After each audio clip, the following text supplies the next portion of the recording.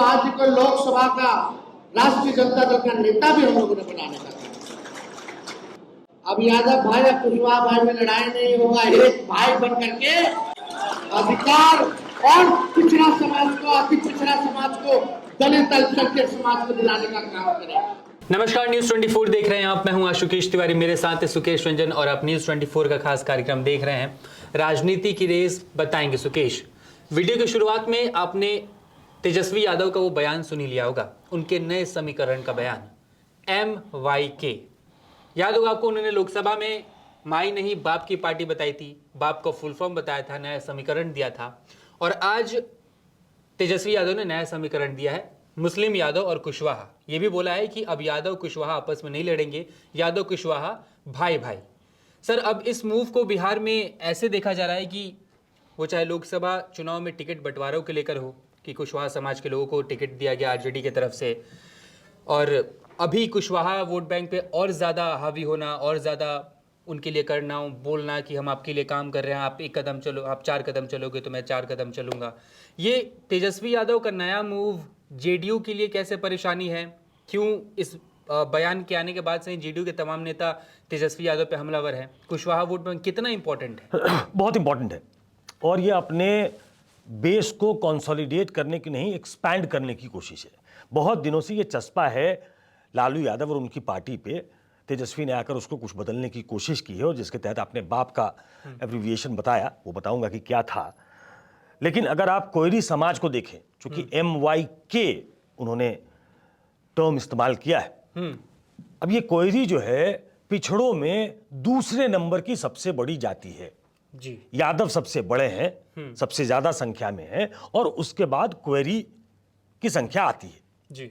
अभी तक बिहार की राजनीति में, जब से नीतीश कुमार का प्रादुर्भाव हुआ बिहार की राजनीति में, और जब से वो सत्ता में आए, तो वो लव कुश के नाम से जाते थे। कुर्मी और क्वेरी उनका वोट बैंक होता था, वो नीतीश कुमार को ही अपना नेता मानता था।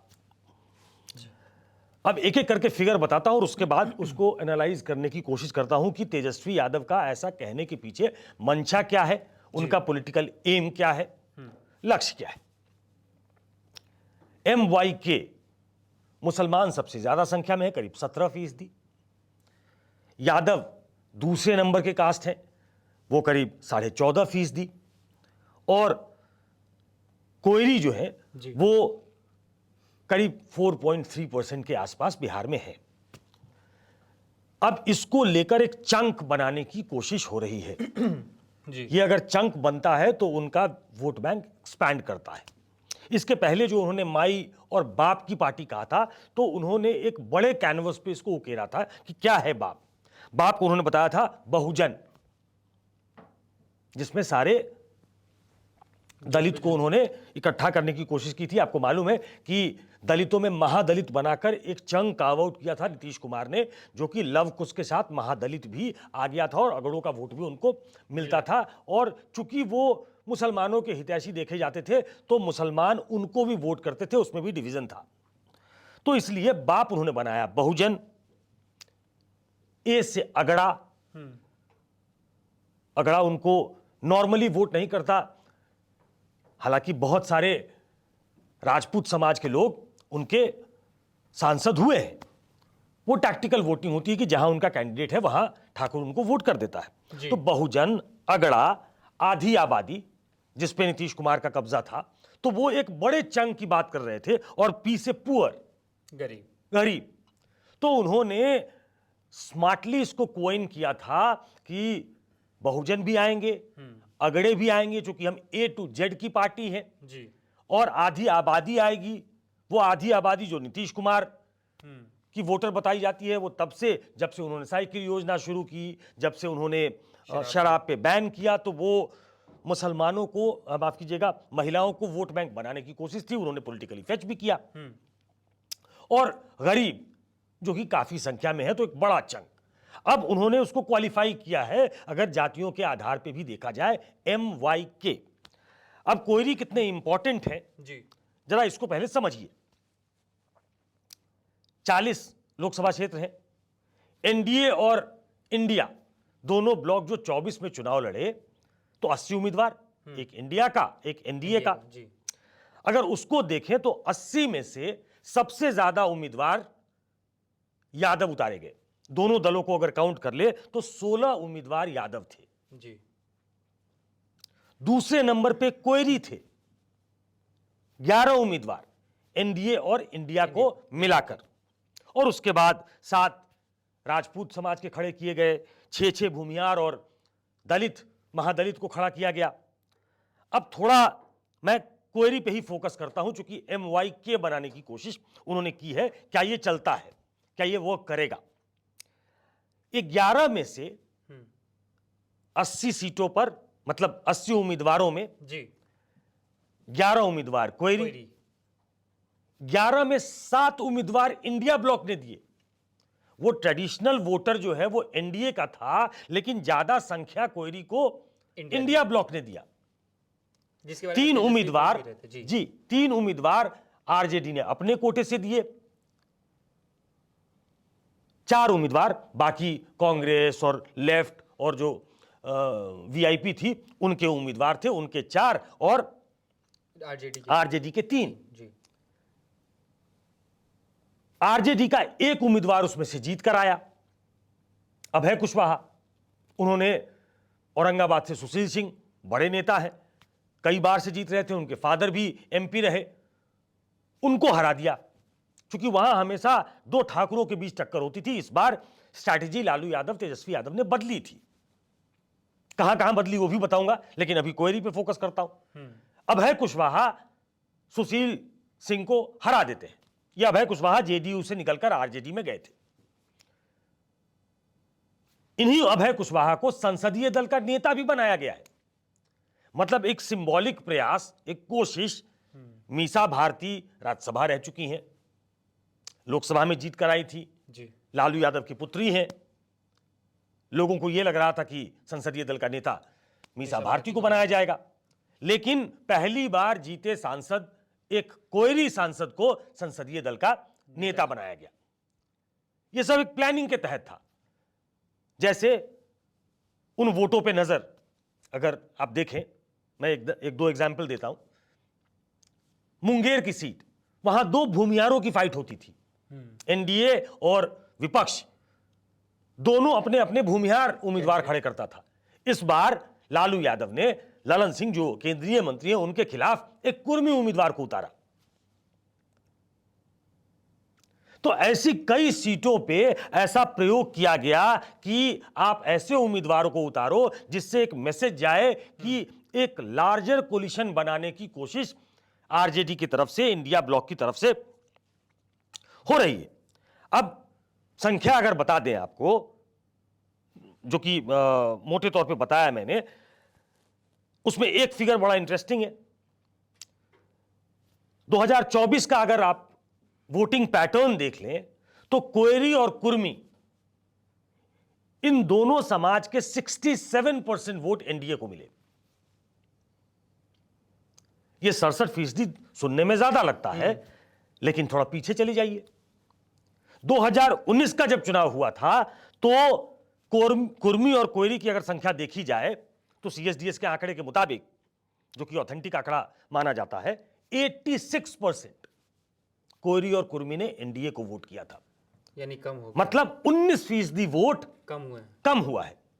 तो क्या नीतीश कुमार जो है, वो जो लवकुश एक उन्होंने टर्म कॉइन किया था या उनके लिए किया गया था, क्या उनकी पकड़ ढीली पड़ गई?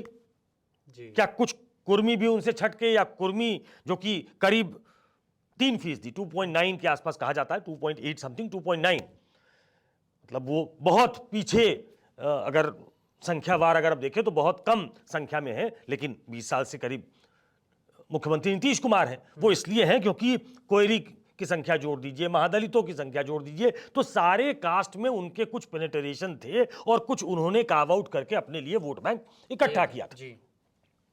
तो ये 19% वोट जो कम हुआ है, ये एक स्पार्क देता है, ये एक आपको रास्ता दिखाता है कि एक ऐसा वोट बैंक है जिस पे काम किया जा सकता है।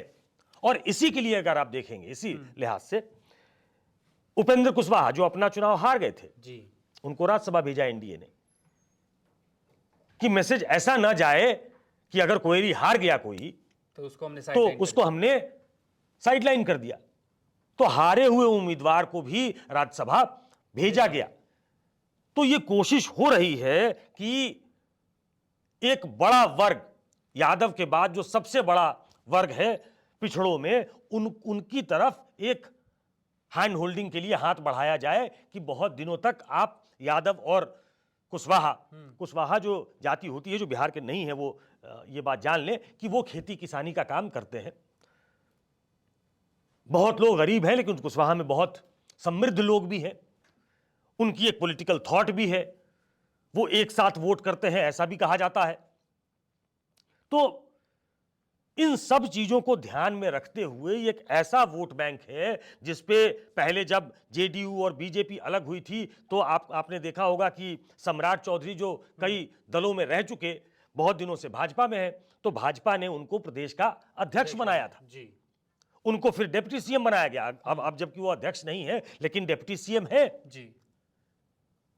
नीतीश कुमार के होने के बावजूद अपना एक डिप्टी सीएम बनाना, तो ये एक ऐसा वर्ग है जिस पे भाजपा भी अपना आधिपत्य चाहती है।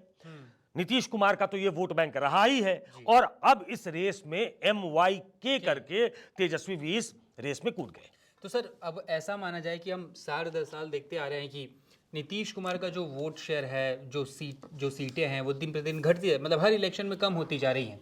अगर ये जो वोट बैंक है, लव कुश जो टाइटल उन्हें दिया जाता है, अगर उस वोट बैंक में भी थोड़ा सा भी तोड़ के अगर तेजस्वी यादव अपनी तरफ ले आते हैं तो आने वाले विधानसभा चुनाव में उनके लिए दिक्कतें खड़ी हो सकती है, क्योंकि उन्होंने बोला कि आपने हमें लोकसभा चुनाव में वोट किया, हम आपके लिए काम करेंगे। देखिए, ये कोशिश हर दल की होती है कि वो अपना एक्सपेंशन करे। आप MY पे जिस समय आप पीक पे थे, उस समय 2010 की बात करूं तो मुसलमान यादव मोर और लेस कंसोलिडेट करके एक साथ वोट करता था लालू यादव को, लेकिन उनकी इतनी भी सीटें नहीं आई कि वो विपक्ष का नेता बना सके अपने उस सदन में। तो ये of late in last 10 years ये मतलब आत्मसात किया है आरजेडी ने कि उन्हें अपना एक्सपेंशन करना पड़ेगा, उन्हें युवाओं में भी अपनी एक छाप छोड़नी पड़ेगी, महिलाओं में भी छाप छोड़नी पड़ेगी और अलग अलग जातियों में अलग अलग जातियों के नेता को खड़ा किया जाएगा। तो उसके तहत वो कभी बाप की भी थियरी देते हैं, कभी वो MYK भी कहते हैं जी। अभी उन्होंने कहा कि गमछा छोड़िए और टोपी पहनिए,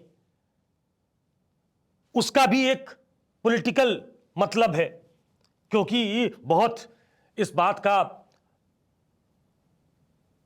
को उद्धृत किया जाता है कि जो उनके वोटर हैं वो हरा गमछा लगाते हैं जब सत्ता आती है और उसके बाद वो किसी को कुछ नहीं समझते, तो इसलिए उससे भी परहेज करने की बात, मतलब एक्सेप्टेबिलिटी बढ़े, स्वीकार्यता बढ़े। हमें जिस तरीके से समाजवादी पार्टी को पेंट किया जाता है उसी तरीके से आरजेडी को पेंट किया जाता है कि इनके वोटर जो हैं वो बड़े अग्रेसिव हैं, वो गुंडागर्दी करते हैं, इसीलिए जंगल राज था। जब वो आते हैं तो जंगल राज लेकर आते हैं जी। तो इन सबों से मुक्ति पाने के लिए एक इस छवि को तोड़ना, दूसरे जातियों के लोगों में अपना एक प्रभाव बनाना, अलग अलग जातियों के नेताओं को, जाति के नेताओं को खड़ा करना, तो उसके तहत ये सारी कोशिश हो रही है। और इसलिए आप देखेंगे कि मनोज झा प्रोफेसर हैं दिल्ली यूनिवर्सिटी में, पढ़े लिखे व्यक्ति हैं, उनको अपर हाउस में भेजा गया है।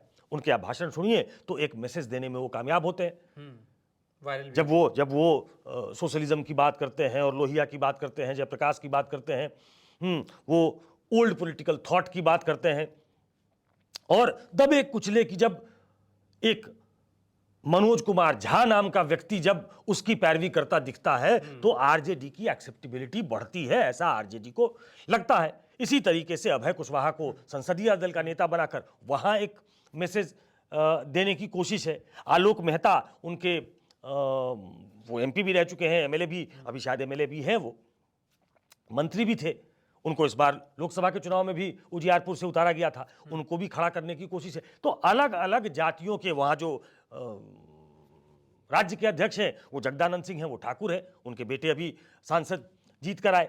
तो अलग अलग जातियों को प्रश्रय देकर उनको बढ़ाकर एक नया आरजेडी तैयार करने की कोशिश है। शायद ये मुलायम सिंह को रेप्लिकेट करने की भी कोशिश है कि मुलायम सिंह जब अपने हेडेज में थे तो उन्होंने अलग अलग जातियों के अलग अलग नेताओं को खड़ा किया। वो एक अम्ब्रेला कोलिशन उन्होंने पार्टी के अंदर बनाया कि मोहन सिंह ठाकुर समाज से आते थे, जनेश्वर मिश्रा ब्राह्मण समाज से आते थे, बेनी प्रसाद वर्मा कुर्मी समाज से आते थे, और ये एक ऐसा कोलिशन पार्टी के अंदर दिखता था जिससे ये लगता था कि समावेशी है। तो ये समावेशी पॉलिटिक्स कैसे होगी जब सभी जातियों का समावेश होगा, ये तेजस्वी यादव को समझ में आ गया है और उसी के तहत वो काम कर रहे हैं। सर, ये एक और लास्ट क्वेश्चन होगा जो हम लोकसभा चुनाव के टाइम पे भी बोल रहे थे, जब हम तेजस्वी यादव को रैलियां करते हुए देख रहे थे, जब वो बीमार चल रहे थे तब भी, कि तेजस्वी यादव 24 के चुनाव के लिए रैली तो कर ही रहे हैं, इसके साथ साथ विधानसभा चुनाव में भी जुटे हुए, विधानसभा चुनाव के लिए भी इनरोड बना रहे हैं। क्या इसको भी इसी तरीके से देखा जाए, क्योंकि तेजस्वी जैसे ही ठीक हुए, थोड़ा फिट हुए, तो सुनने मेरे को एक यात्रा निकालेंगे, अलग अलग नेताओं से मिलेंगे, पार्टी के कार्यकर्ताओं से मिलेंगे, उसके बाद से आज उनका ये बयान आना, तो क्या ये चुनाव आने से पहले ही अपने आप को, जो आप एक बता रहे थे कि पार्टी के अंदर एक अम्ब्रेला कोalition बनाया जाए, तो आरजेडी ये मैसेज देने की कोशिश कर रही है कि विधानसभा चुनाव में हम कुछ जाहिर तौर पे एक अर्ली स्टार्ट जरूरी होता है। समय उनके साथ है, वो युवा हैं, वो घूम सकते हैं, वो बैगेज नहीं है उनके साथ, सरकार उनकी नहीं है, उनके सरकार के खिलाफ एंटी इनकम्बेंसी नहीं है, तो वो एक नए जोश के साथ मैदान में जा सकते हैं, क्योंकि लोकसभा का चुनाव और विधानसभा का चुनाव अलग अलग होता है। नीतीश कुमार का ग्राफ पहले से नीचे आया है, वो उनकी वोट बैंक की तरफ भी सेंध लगाने की कोशिश कर रहे हैं।